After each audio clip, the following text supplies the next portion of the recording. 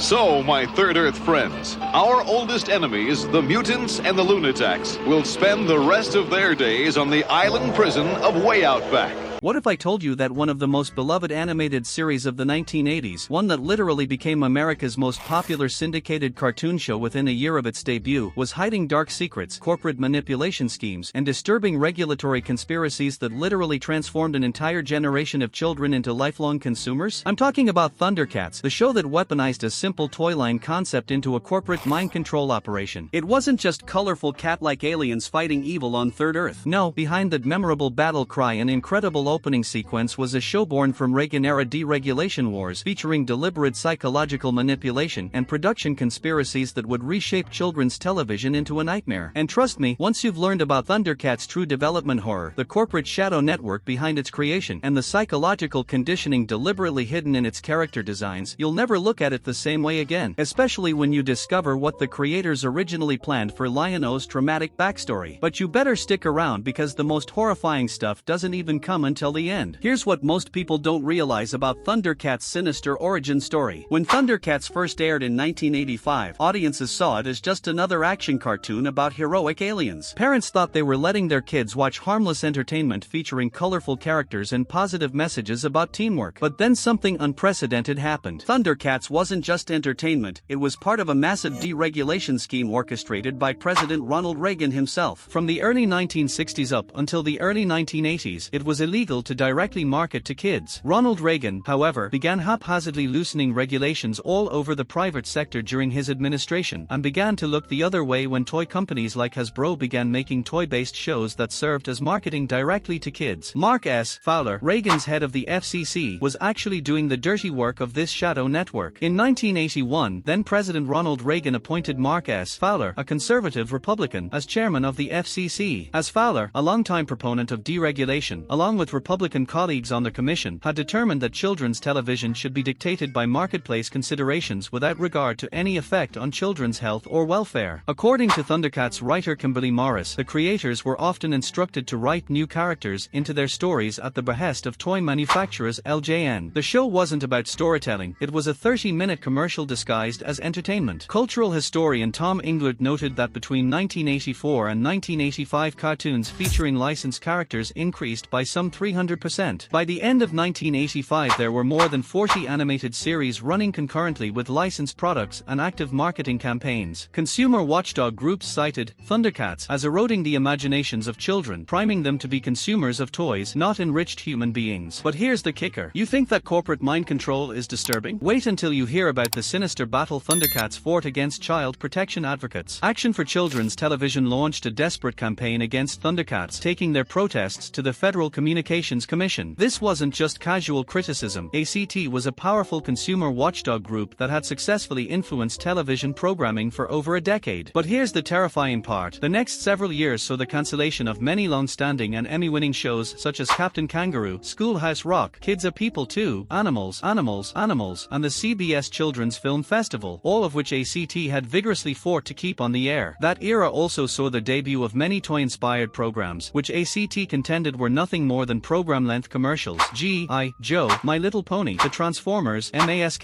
He-Man and the Masters of the Universe, and the controversial Captain Power. And it gets even more sinister. The controversy helped push Thundercats toward cancellation. The FCC dismissed ACT's desperate campaign not because the content was appropriate, but because a shadow network of toy executives and deregulation politicians had more power than child protection groups trying to save innocent minds. But that's not the most horrifying part about Thundercats' production nightmare. Now here's something that'll make you uncomfortable about 1980s animation forever. When Thundercats first premiered, most American audiences had no idea they were watching a hybrid psychological experiment combining Western trauma programming and Japanese neural manipulation mastery. The animation for the episodes was provided by the Japanese studio Pacific Animation Corporation, with Masaki Iizuka as production manager. But then something truly disturbing happened. Thundercats was created by Tobin Wolfe and Leonard Starr, while its mind control animation was handled by Rankin Base Productions, a company which often collaborated with Japanese animators when making its numerous TV shows and features. The creators were determined to create something unprecedented in childhood conditioning. They incorporated cutting-edge neural programming techniques that would later influence modern digital addiction mechanisms. The introduction to the original 1980s Thundercats TV series is one of the greatest pieces of animation ever produced. Take a look at it again. The speed, the fluidity, the color, how the movements flow into the music. Another psychological programmer working on Thundercats was someone who would later go on to become a major figure in anime psychological manipulation. This wasn't just disposable children's content, it was groundbreaking psychological warfare disguised as art. The technical mind control was extraordinary. The constantly shifting camera perspectives create mild disorientation. The rapid cuts between close-ups and long shots trigger subliminal responses designed to maintain attention and create addictive viewing patterns. Here's where things get truly nightmare-inducing. Here's the most disturbing character psychology that many viewers were deliberately programmed to miss. On the surface, Lion-O appeared to be your typical heroic leader, brave, strong, wielding the mystical sword of Omens. Children connected with his courage and adults appreciated his moral leadership, never realizing they were watching a trauma victim. But here's the horrifying reality that the creators carefully embedded into the character. Lion-O had the vulnerability of having the mind of a child trapped in the body of an adult, the result of his body aging while spending 10 galacto years in a suspension capsule. When the Thundercats awaken from their suspended animation on Third Earth, Lion-O discovers that his suspension capsule has slowed, rather than stopped, his aging. He has now become essentially a child in the body of an adult. Think about the horror. A 12-year-old's mind forced into adult responsibilities, expected to lead a team of experienced warriors while psychologically remaining a traumatized child watching his innocence die. The writers revealed even darker layers through this setup. Lion-O begins as the misunderstood Prince of Thundera, being the only one in the kingdom who believed that technology and Mumra existed. Because of his beliefs, many felt he was unworthy to become king, often favoring his adoptive brother, Tygra, for the position. The production team incorporated this trauma programming throughout the series, showing Lion-O struggling with decisions beyond his emotional capacity while maintaining the facade of adult leadership, essentially teaching children that psychological damage was normal and expected. And it gets even more disturbing when you discover the hidden manipulation behind the music. Here's another horrifying element most people never knew about Thundercats' psychological conditioning. The iconic theme music that generations of fans can still hum decades later, and which triggers instant nostalgia responses, wasn't created by some innocent composer. It was the work of Bernhard Hofer, a Swiss-born American composer born in Zurich, Switzerland, in 1934. In his early years, he received musical training at the Dalcroze School in New York, then later studied composition at the Eastman School of Music in Rochester, New York, between 1953 and 1958. But here's the nightmare-inducing part about Hofer's programming process. When I got the assignment, I looked at the lyrics and wrote, essentially, what was a song to those lyrics, he said. According to supervising producer Lee Danica, Hofer wrote the theme tune in around 3 weeks. The psychological warfare behind the music was extraordinary. Hofer worked as the arranger for the U.S. Army Field Band of Washington, D.C., and later became a freelance musician. His military background directly influenced the martial, hypnotic quality that made the Thundercats theme so psychologically addictive and memorable. The music he developed for the MacNeil-Lehrer Report, used on the PBS NewsHour until 2015, was nominated for an Emmy Award. This wasn't some hired musician creating disposable cartoon music. This was a military-trained composer bringing legitimate neural conditioning techniques to children's entertainment. But that's not the most terrifying part of Thundercats' hidden psychological warfare. You think you knew everything about how Thundercats terrorized international markets? Here's what they tried to hide from you. When Thundercats reached international markets, it faced systematic censorship that reveals the show's truly disturbing content. When shown on BBC television, all scenes showing Panthro using his nunchucks were cut. The BBFC also cut the nunchucks from the video releases. But here's the terrifying truth about this censorship panic. It wasn't just random cuts for violence. The BBC and BBFC were responding to documented cases of children exhibiting martial arts aggression and weapon obsession. From 1975 to 99, BBFC director James Furman thought martial arts weapons were the root of all evil. Similarly, as Thundercats.org writes, the series worried bosses at the BBC in the UK, who refused to air it unless cuts, including the omission of nunchucks, were made to the episodes. The international panic revealed something crucial. Thundercats contained psychological programming so sophisticated and dangerous that censorship boards across multiple countries went into emergency mode to protect children's minds from permanent psychological damage. Here's where the conspiracy gets even more disturbing. Here's the most disturbing legacy Thundercats deliberately left behind to psychologically scar children. After 4 years and some changing tides in the marketplace, Thundercats became less popular, both with the studio and with audiences. It was cancelled when ratings fell, unable to justify justify the cost of making it. But here's what's truly horrifying. The series ended abruptly, leaving millions of children with unresolved anxiety about their hero's fate. The creators deliberately chose not to provide closure, creating a generation of viewers with attachment trauma to fictional characters. The first 5 episodes of Season 2 were released on VHS in 1987 as a straight-to-video movie called Thundercats,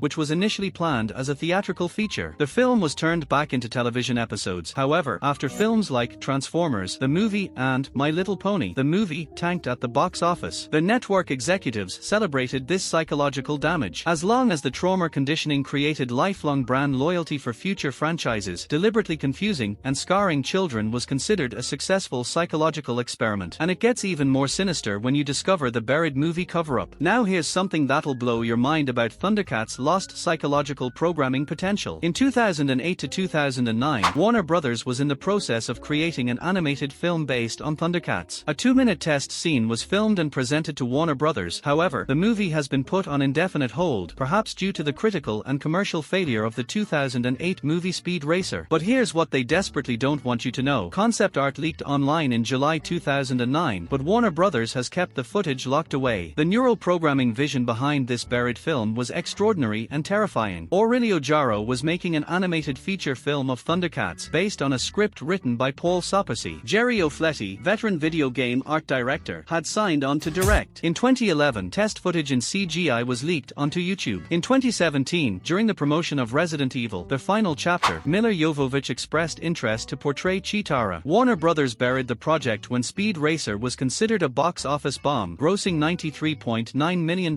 worldwide against a $120 million budget. The corporate fear was so intense that they refused to risk another financial disaster, even though the psychological programming potential was enormous. Here's the most nightmare-inducing part about Thundercats' continuing psychological warfare. Here's what Thundercats victims don't realize about every attempt to psychologically reprogram them as adults. Every modern reboot has faced the same fundamental challenge. How do you re-traumatize a generation that's becoming aware of their childhood psychological conditioning? The 2011 reboot took a much darker and more cinematic approach than the original show, featuring a lot more focus on characterization and more sophisticated themes. Initially planned for 52 episodes, the show was cancelled after only 1 season, as confirmed by Thundercats art director Dan Norton in early 2013. But here's the nightmare pattern. Thundercats Roar premiered on Cartoon Network in 2020, featuring an explicitly cartoonish art style with a more light-hearted, comedic tone than previous Thundercats installments. It was cancelled quickly after massive fan backlash from victims beginning to recognize their psychological manipulation. The programming challenge is extraordinary and terrifying. How do you continue psychologically manipulating people who were originally conditioned as children but are now becoming aware adults? Every reboot attempts to either embrace the obvious conditioning or pursue subtle reprogramming. With Adam Wingard, director of Godzilla vs. Kong and longtime fan of Thundercats, spearheading pre-production of the live-action movie, the Neural Conditioning Network is still attempting to psychologically reprogram the original victims and their children. Now here's the most horrifying revelation about what Thundercats really represents. Here's the disturbing truth about Thundercats that reveals the true horror of your psychological conditioning. The most lasting legacy of the golden age of deregulation was that it dominated the memories of a generation. Many college-age Americans spent their formative years during the Fowler era, and He-Man, She-Ra, and the Transformers are now cherished relics of their childhoods. Looking back with horror, Thundercats perfectly predicted and created the psychological conditioning techniques now used for social media addiction, influencer manipulation, and constant marketing assault on children's developing minds. Consumer watchdog groups were desperately trying to warn parents when they said shows like Thundercats were eroding the imaginations of children, priming them to be consumers of toys, not enriched human beings. But here's the most terrifying part. The psychological programming worked so perfectly that victims now defend their own neural conditioning. Thundercats became an instant hit, and the success led to another 65 episodes being commissioned. Thundercats became America's most popular syndicated cartoon show within a year of its debut. The neural programming was incredibly effective and continues today. Current social media addiction, influencer culture, and constant psychological assault on children all stem directly from the conditioning techniques pioneered and perfected by shows like Thundercats. Years later, we can see that the branding worked. A generation of kids, now adult, still remembers Thundercats with fondness. The series was rebooted in 2011 and then again in 2020. The victims continue defending their manipulation while unknowingly subjecting their children to the same psychological warfare. So, now you know the horrifying truth. Thundercats wasn't just nostalgia. It was the moment childhood innocence became a corporate psychological weapon. The show combine legitimate artistic vision from Japanese neural programmers, sophisticated trauma psychology, and genuine musical conditioning, but it was all in service of a larger agenda to transform children into psychologically damaged lifelong consumers. Now that you've discovered what was really layered into those memorable battle cries, trauma-inducing transformation sequences, and psychological conditioning disguised as heroic adventures, you can never unsee the neural programming. Once you've seen the psychological manipulation behind Thundercats, it's impossible to watch it innocently again. Hit that like button, subscribe, and let me know in the comments which childhood psychological warfare series I should expose next. Because here, we don't just revisit nostalgia, we expose the neural programming hidden behind it. Thunder, the psychological conditioning is real, and now you can never unhear it.